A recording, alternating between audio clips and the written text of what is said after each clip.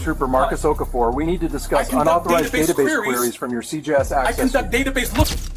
Marcus Okafor operated without real oversight for 26 months as a state trooper in Idaho. 1,840 unauthorized database queries. Not one person checked until a woman in Nampa asked a single question. It would all come down to a pocket notebook. Lookups every shift for officer safety verification and traffic investigation follow-up. That's standard trooper procedure. Queries on college ruled, tucked inside the center console of his personal pickup truck under a stack of fast food receipts and a tire pressure gauge. Inside, 26 months of entries, first initials, full last names, dollar amounts, and dates, every one of them crossed off in blue ballpoint pen.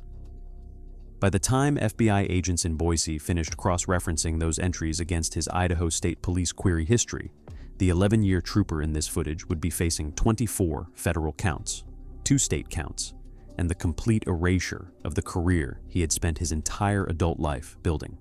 Quick question before we get into this one.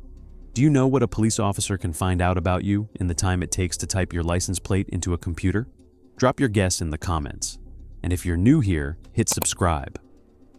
We cover the cases where the badge stops protecting and starts profiting, and this channel doesn't let these stories get buried. Marcus Lawrence Okafor was born in October 1986 at St. Alphonsus Regional Medical Center in Boise, Idaho. His father, Emmanuel Okafor, was a Nigerian immigrant who had come to the United States in 1979 on a student visa, finished a degree in mechanical engineering at Boise State, and stayed to work as a maintenance supervisor for a food processing plant out in Caldwell. His mother, Denise Okafor, born Denise Whitlock, was a third-generation Idahoan whose family had farmed sugar beets outside of Wilder since the 1940s. They met at a community college English literature class in 1983, married in 1985, and raised 3 children in a modest split-level house off Maple Grove Road on Boise's west side. Marcus was the middle child. His older sister Adaiz went into nursing. His younger brother Chibuzo went into the Marines and then law school. Marcus was the quiet one, the one teachers wrote down as detail-oriented and respectful, and the one his mother said never made her worry. He attended Bora High School, where he played defensive end on the junior varsity football team for 2 seasons and ran track for 1. His yearbook quote, the year he graduated in 2005, read, "The work is the reward." His guidance counselor, in a recommendation letter later cited in his Air Force enlistment file, called him steady, deliberate, and, quote, exceptionally reliable for a young man of his age. He enlisted in the United States Air Force in August 2005, 2 months after his 19th birthday. He scored a 78 on the ASVAB and qualified for security forces, the Air Force's military police. He completed basic military training at Lackland Air Force Base in San Antonio, then technical training at the same installation. His first duty station was Mountain Home Air Force Base, about an hour southeast of Boise. He spent 4 years on the gate in the patrol vehicle, and once on a 6-month rotation to Al Udeid Air Base in Qatar, guarding flight lines and conducting vehicle inspections. He never deployed to a combat zone. His performance reports during the Air Force years used phrases like sharp military bearing, strong attention to procedural detail, and emerging leadership presence. He was honorably discharged in August 2009 at the rank of senior airman. He came home to Boise, used his GI Bill to take criminal justice classes at the College of Western Idaho, and applied to the Idaho State Police in the fall of 2012. He was 26 years old. His application essay said his goal was to serve the people of Idaho the same way his father's neighbors had welcomed his family when they were the only black household on the block. His background investigation, conducted by an ISP detective named Lawrence Tilden, returned what Tilden would later describe in a deposition as one of the cleanest files he had ever reviewed. No debts, no arrests, no civilian complaints from his Air Force years, a pastor's reference, a high school teacher's reference, a retired Air Force Master Sergeant's reference. All of them use the word integrity. Marcus entered the Idaho State Police Academy in Meridian in January 2013 as a member of Class 53. He was one of 19 cadets and one of 2 black recruits. He graduated in June 2013, ranked 6th in his class academically and 2nd on the physical fitness assessment.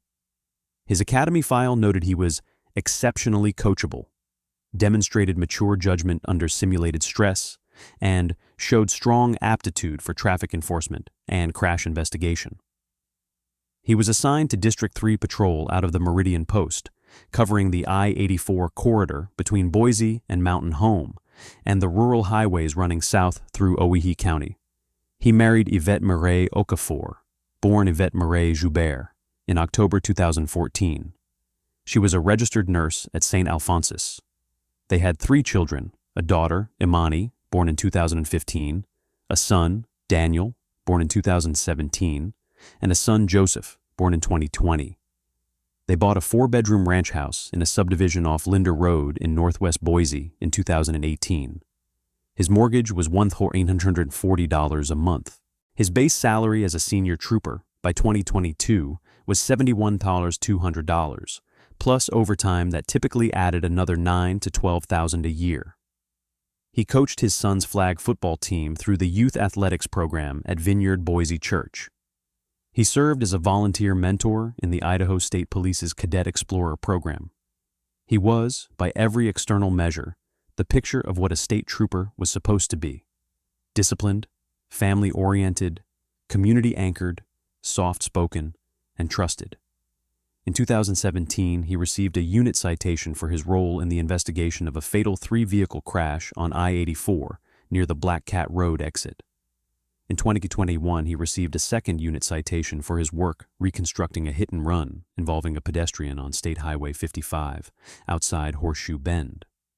His annual evaluations, year after year, use the same language: detail-oriented, reliable, shows strong investigative aptitude, mature judgment, strong leadership potential. His sergeant, a woman named Patrice Holcomb, recommended him for the corporal promotion list in 2022. He scored 9th on the written examination. He was, by then, considered one of the steadier hands in District 3. To understand what happened next, you have to understand the database. Every Idaho state trooper, every county deputy, every municipal officer in the state of Idaho carries with them, in the form of credentials and a passcode, access to 2 of the most sensitive information systems in American policing. The first is CJIS, the Criminal Justice Information System, run at the state level. The second is NCIC, the National Crime Information Center, run by the FBI. Together, they form the spine of American law enforcement intelligence. From a single query, an officer can pull a person's full driving history, their current address, every previous address, every vehicle they have ever owned, every traffic citation, every DUI, every protective order, every concealed weapons permit. A second query can pull the household, every other licensed driver registered at the same address, every vehicle registered to that address, every recent traffic stop logged by any agency in the state involving any of those vehicles. A third query can chain outward into criminal history, federal flags, terrorist watch list hits, immigration status, and outstanding warrants in any of the 50 states. The system exists because police work, at its operational core, requires fast access to identity. When a trooper pulls over a vehicle at 1 a.m. on a dark stretch of I-84, the trooper needs to know in 15 seconds whether the registered owner has a warrant for armed robbery, a record of resisting arrest, or a concealed carry permit. The query is a tool for officer safety. It is also a tool for criminal investigation, and it is built, every single byte of it, on the assumption that the officer running the query has a legitimate, articulable, professional reason to do so. The audit logs exist. Every query is time-stamped. Every query is tagged to the credentials of the officer who ran it. Every query requires a justification field, a free text box where the officer types a short reason like traffic stop, officer safety, suspicious vehicle, or investigative follow-up. The logs are retained, the logs are searchable, But here is what the 2022 Idaho State Audit Division report, cited by federal prosecutors in the charging documents, made clear. Those logs were almost never reviewed. They were reviewed only when a complaint was filed. They were reviewed only after the fact. Nobody in the Idaho State Police, in any unit, had the job of proactively flagging anomalous query patterns. Nobody compared query volume against dispatch records. Nobody flagged officers who ran queries on individuals with no corresponding traffic stop. The audit existed in theory. In practice, it was an honor system. And the audit report, when it was published in May of 2022, made one more observation that would, in hindsight, read like a prophecy. It noted that mobile data terminals in patrol vehicles, the laptops bolted to the dashboards from which troopers ran their queries, were unmonitored during the final hours of any given shift, when supervisor presence in the field was at its lowest. The report recommended changes. The recommendations were filed. Nothing happened. That trust was about to be tested. The first unauthorized query, the one that federal prosecutors would later identify as the start of the scheme, was run at 11:42 p.m. on June 14, 2022. The target was a woman named Tessa Marie Aldrin, age 31, of Caldwell, Idaho. She had no traffic stop on her record that day. There was no dispatch log involving her vehicle. Trooper Marcus Okafor was on the back half of a swing shift, parked at a turnaround on State Highway 44 near Star, and he ran her plate, her license, and her current address. The justification he typed into the system was officer safety, suspicious vehicle prior shift. There had been no suspicious vehicle. Within 72 hours, a prepaid Visa gift card with a value of $150 arrived at a P.O. box in Caldwell, Idaho, that Marcus Okafor had rented under a slight misspelling of his own surname, Okafor with a U. The card was activated within 24 hours of arrival. Investigators would later trace the purchase of the card to a private investigation firm operating out of a strip mall office on U.S.C. Road in Meridian. The firm's name was Bannock Investigations, and it was owned by a former Ada County Sheriff's deputy named Reginald Soto. That was the first transaction. Over the next 26 months, there would be 1,840 more. The pricing structure was set quickly and held remarkably steady. $150 for a basic driver history query, date of birth, driver's license status, recent address. $400 for current vehicle and current address, including any updates to the registered address within the last 12 months. $750 for what the buyers, in their encrypted messages, came to call a full workup, the household. Every other licensed driver at the address. Every vehicle registered to the household. The dates and locations of every recent traffic stop conducted by any agency involving any of those vehicles. The full workups were the moneymakers. The communications all ran through a single encrypted messaging app installed on a prepaid Android phone that Okafor kept locked in the gun safe at his home, separate from his department-issued phone and his personal phone. The buyers knew him only as a 6-digit username.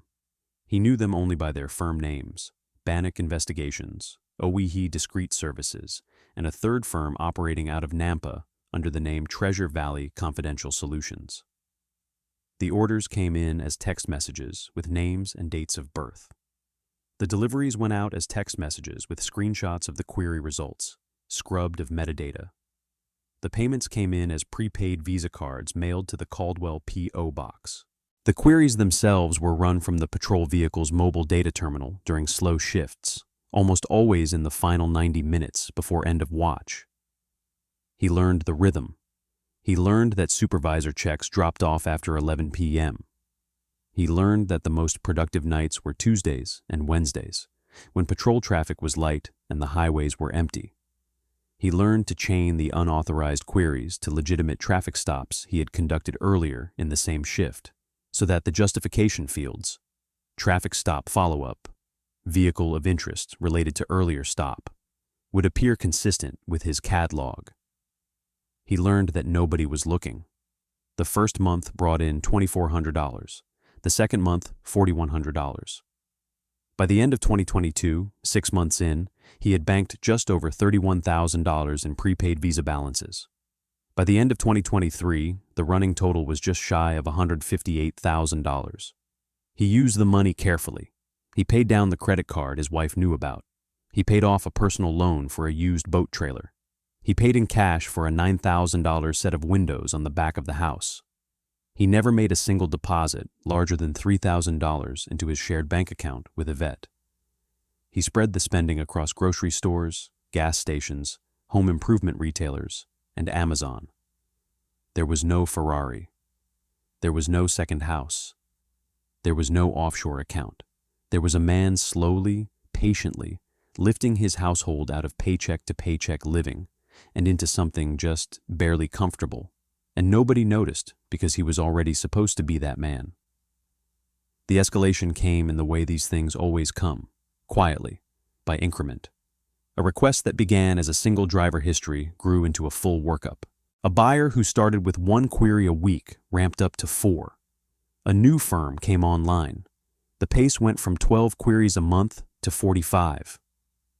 By the summer of 2024, in the final stretch before the wheels came off, Marcus Okafor was running on average between 70 and 90 unauthorized queries per month, sometimes clearing $5,000 in a single 2-week pay period from buyers alone. He started keeping the notebook in February of 2023. He told himself it was for memory.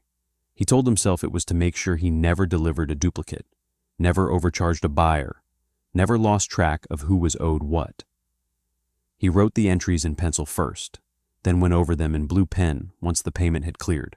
First initial, full last name, dollar amount, date, a small slash through the line when the card was activated.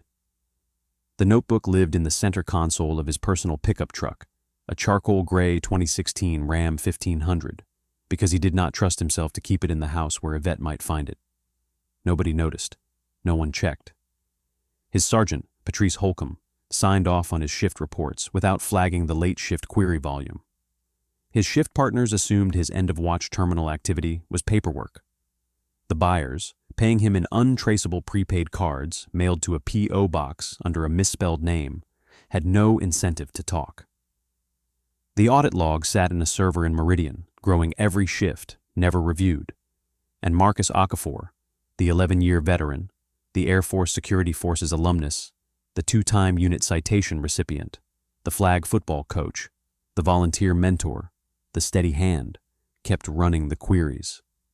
He told himself, every time he typed the false justification into the system, that nobody was getting hurt, that a name and an address were just a name and an address, that whatever the private investigators did with the information was not, in any meaningful way, his responsibility. He was wrong about almost every part of that. It would all unravel because of one phone call. In early August of 2024, a woman named Renee Cassidy, age 34, of Nampa, Idaho, received a call from a number she did not recognize. She was a dental hygienist. She had a 5-year-old daughter named Quinn.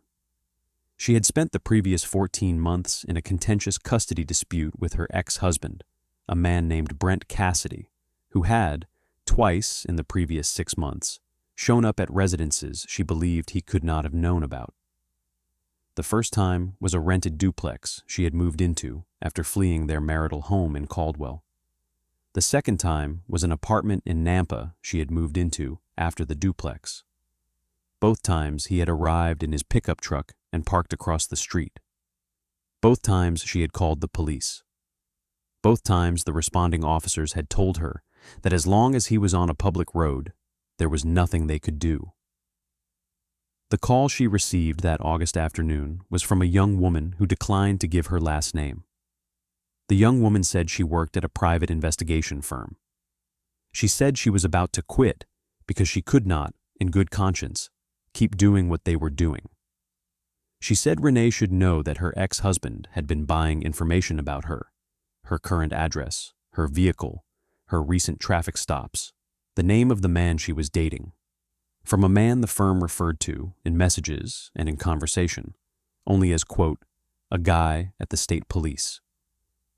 The young woman said, I don't know his name, but I know he exists, and I know your address came from him. Renee Cassidy hung up the phone. She sat in her kitchen for 45 minutes. Then she opened her laptop, found the contact information for the Idaho State Police Office of Professional Standards, and filed a formal complaint. The complaint was assigned a case number on August 8, 2024. The complaint landed on the desk of an Office of Professional Standards investigator named Lieutenant Bernadette Halloran, a 22-year veteran of the Idaho State Police, who had herself spent 6 years on District 3 patrol before transferring into internal affairs. Halloran read the complaint twice. She made a note in her file. She requested, the same afternoon, the full CJIS query history for Renee Cassidy's driver record going back 24 months. The report came back the next morning. Renee Cassidy's driver record had been pulled on 4 separate occasions in the previous 8 months. 3 of those queries had been run by troopers in other districts as part of documented dispatch responses: a fender bender in Nampa, a license check at a sobriety checkpoint, a routine traffic stop for a brake light. Each of those queries matched a CAD log entry.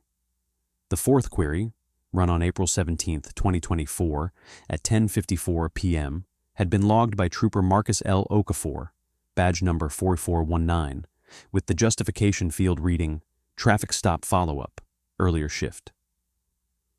Lieutenant Halloran pulled Trooper Okafor's CAD log for April 17, 2024. She read every traffic stop, every dispatch call, every officer-initiated contact he had made during that shift. There was no traffic stop involving Renee Cassidy. There was no traffic stop involving Renee Cassidy's vehicle. There was no contact of any kind between Trooper Okafor and the woman whose record he had pulled. Halloran picked up her phone and called the Boise resident agency of the Federal Bureau of Investigation. The federal investigation moved with extraordinary speed. Special Agent Daniel Whitcomb, a 15-year FBI veteran specializing in public corruption, was assigned as the lead on August 14, 2024. By August 16th, he had served administrative subpoenas on the encrypted messaging service Okafor had been using, on the prepaid Visa card processor whose transactions had been routing through the Caldwell P.O. Box, and on the United States Postal Service for the P.O. Box rental records. The metadata came back fast. The messaging app, while encrypted in content, retained logs of which 6-digit usernames had contacted which 6-digit usernames, and at what times. Within 4 days, federal agents had identified 3 accounts that had communicated regularly with Okafor's burner account, and had matched 2 of those accounts to known principals at Bannock Investigations and Treasure Valley Confidential Solutions. Meanwhile, Lieutenant Halloran's team at the Office of Professional Standards was pulling the complete query history of Trooper Okafor for the previous 30 months. They cross-referenced every single query, every license plate, every driver's license, every address history, against his computer-aided dispatch log. The pattern emerged in less than a week: 1,840 queries with no corresponding dispatch record, no traffic stop, no incident report, no officer-initiated contact. Just a name typed into a terminal late at night, a justification field filled in with a phrase like "officer safety" or "suspicious vehicle" or "traffic stop follow-up," and a record pulled. The search warrants were signed on the morning of September 4, 2024. Federal agents and Idaho State Police Office of Professional Standards investigators executed simultaneous searches at Trooper Okafor's home on Linder Road and on his personal pickup truck, which was parked in the lot of the Meridian post where he had reported for his afternoon shift.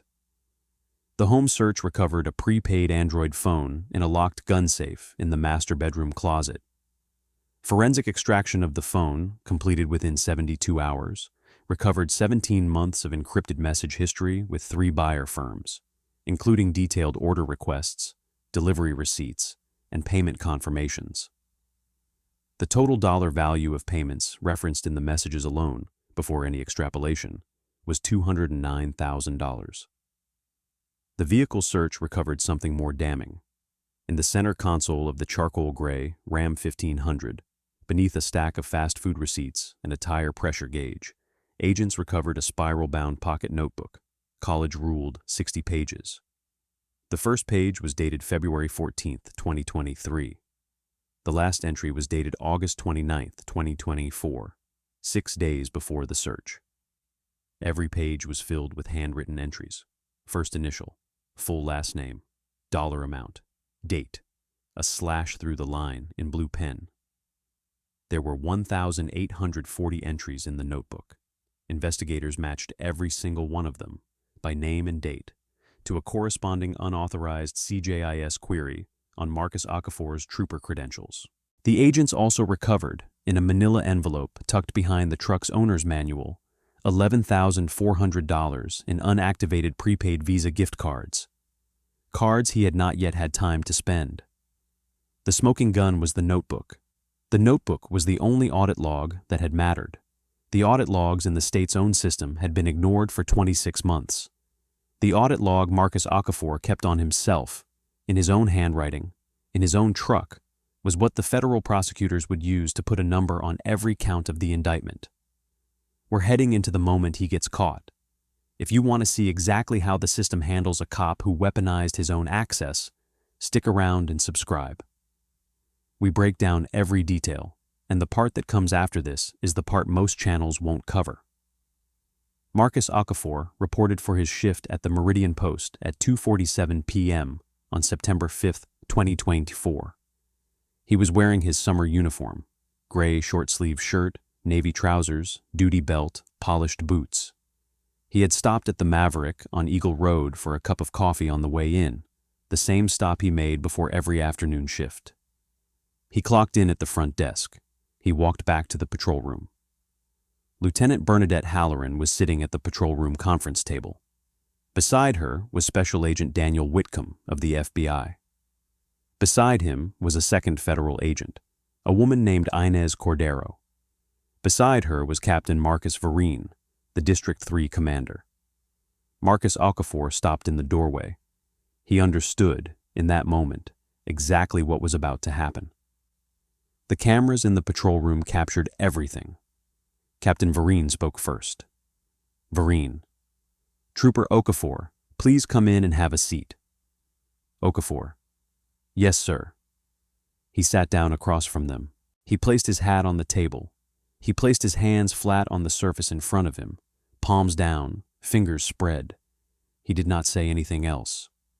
Whitcomb: "Trooper Okafor, I'm Special Agent Whitcomb with the FBI. This is Special Agent Cordero. You know Lieutenant Halloran and Captain Vereen. Do you understand why we're here?" Okafor: "I think I might." Whitcomb: "We've executed search warrants this morning at your residence and on your personal vehicle in the parking lot of this post. We have recovered a device, a notebook, and a quantity of prepaid Visa gift cards. We have, additionally, a complete reconstruction of your CJIS query activity over the past 26 months, cross-referenced against your CAD logs. We are placing you under arrest at this time on federal charges, including unauthorized access to a protected computer and wire fraud. You will also be facing state charges, including computer crime and bribery of a public servant. Do you understand?" Okafor did not answer. His jaw tightened. His eyes did not leave the table. Halloran: "Marcus, I want you to know that everything you have said and done up to this point is already documented. The notebook in your truck has 1,840 entries. We have matched every single one of them to a query on your credentials. We have the messages, we have the cards, we have the post office box. Do you understand the position you are in right now?" Okafor: "I understand." Whitcomb: "Is there anything you want to say at this time?" There was a long pause. Marcus Okafor closed his eyes. His shoulders, which had been squared and steady, dropped a quarter inch. His hands stayed flat on the table. Okafor: "I want a lawyer." Whitcomb: "That's your right. We're going to stand up now. Captain Vereen is going to take possession of your credentials, your duty weapon, and your badge. After that, Agent Cordero and I will be transporting you to the federal courthouse in Boise. Please stand up." He stood. He unclipped the holster from his belt and laid the sidearm flat on the table. He removed his badge from his shirt and placed it next to the weapon. He removed his credential wallet from his back pocket and placed it next to the badge. He did all of it slowly, in the same deliberate way he had done everything else for 11 years. Those were the last words he spoke as a member of the Idaho State Police. Marcus Okafor was terminated from the Idaho State Police, effective September 5, 2024, the same afternoon, before the booking process at the federal courthouse was even complete. His post-certification, the credential that allowed him to work as a peace officer anywhere in the state of Idaho, was suspended on September 6th and was placed under formal revocation proceedings by the Idaho Post Council within the same week. The federal indictment came down on October 8, 2024, in the United States District Court for the District of Idaho, 24 federal counts in total, 14 counts of unauthorized access to a protected computer in violation of 18 U.S.C., Parf. 1030A, 2. 9 counts of wire fraud in violation of 18 U.S.C., Parf. 1343. 1 count of violating the Driver's Privacy Protection Act under 18 U.S.C., Parf. 2721. The Ada County Prosecutor's Office filed parallel state charges within the same week. 1 felony count of computer crime under Idaho Code, Paragraph 18-2202, and 1 felony count of bribery of a public servant under Paragraph 18-11351. He was arraigned on October 11, 2024, before United States Magistrate Judge Helena Vandermeer. He pleaded not guilty to all federal counts. He was released on a $50,000 unsecured bond, with conditions that included the surrender of all firearms in the household, the surrender of his Idaho Post credentials, restrictions on travel outside the District of Idaho without prior court approval, and a prohibition on any contact, direct or indirect, with the 3 private investigation firms identified in the indictment. His defense attorney, a Boise criminal defense lawyer named Whitley Garrison, told reporters outside the courthouse only that her client maintained his innocence and would address the charges through the trial process. She declined further comment. Marcus Okafor, walking out of the courthouse beside her, said nothing to the 4 television cameras waiting on the courthouse steps. He kept his head down. He climbed into the passenger seat of his wife's SUV. He did not look back. The 2 private investigation firms that did not cooperate were also indicted. Reginald Soto, owner of Bannock Investigations, was charged with conspiracy to commit unauthorized access to a protected computer and conspiracy to violate the Driver's Privacy Protection Act. The principals of Treasure Valley Confidential Solutions, a married couple named Howard and Lenora Vikstrom, were charged on the same counts, plus an additional count of wire fraud. The third firm, OEH Discrete Services, had cooperated from the moment federal agents knocked on the door, and its owner, a former Canyon County Sheriff's deputy, was named as an unindicted co-conspirator and a cooperating witness. The trial is pending. As of this filming, no verdict has been entered. But the federal sentencing exposure, if Marcus Okafor is convicted on every count of the federal indictment, runs to a statutory maximum well in excess of 100 years. The realistic exposure under the federal sentencing guidelines, given the volume of queries, the duration of the scheme, the abuse of a position of public trust, and the financial gain, is calculated by federal prosecutors in the range of 78 to 97 months, somewhere between 6.5 and 8 years in federal prison. The state charges carry additional concurrent exposure. The most likely federal designation, given the nature of the offenses and the absence of any violent component, would be a low-security federal correctional institution, Lompoc, Sheridan, Englewood. He has not been to work since September 5, 2024. He has not held a firearm since the same date. He has not worn a badge since the same date. He spends his time, according to those who have spoken to his family, at home. He attends his son's flag football practices from the parking lot, not the sideline. He goes to court. He goes home. The victim, Renee Cassidy, of Nampa, gave a single brief statement to a local television reporter in October 2024. She said this, quote, "I just want people to know that when you go to the police because you think your ex is following you and they tell you they can't do anything, Sometimes the reason he found you is because somebody at the police already sold you. That's what I want people to know." Unquote.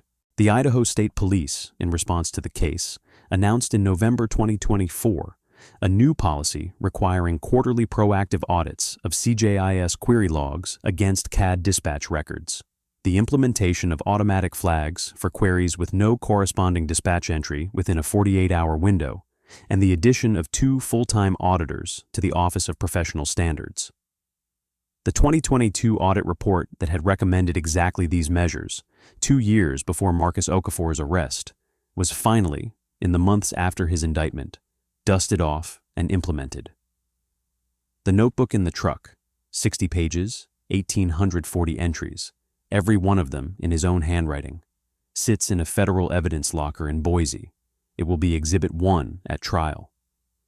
The system that was supposed to audit him never did.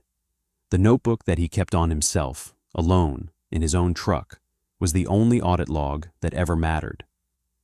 And somewhere in Nampa, a woman who used to call the police every time her ex-husband showed up across the street keeps her curtains closed, changes her routes home from work, and waits for the trial. This case was unsettling, but the case right here on your screen will leave you genuinely speechless. Click it now.